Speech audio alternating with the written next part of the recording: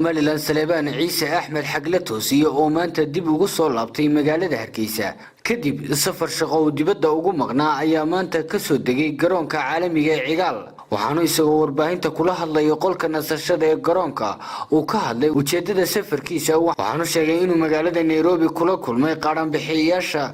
kana wada hadleen sidii loo sii kordhin lahaa deeqaha caafimaad ee Somaliland la siiyo isagoona sheegay in deeq daawo ah uu ka gudoomay dawladda Djibouti wasiirka caafimaadka Somaliland Salebaan Xagle Toosiye waxa uu digniin adag u diray dawladda Puntland isagoona sheegay in aanay wax doorasho ah oo Puntland leedahay ay ka dhacayn deegaanada Somaliland runtii doorasho kama socoto Puntland qasba ka wada deegaanadaas waxaan u soo jeedinayaa in ay ka waantoobaan qaska iyo dhibka oo ay dadka dhibkii qaska ka daayaan wax doorasho ka dhacaysa ma jirto deegaanka haba yaraatay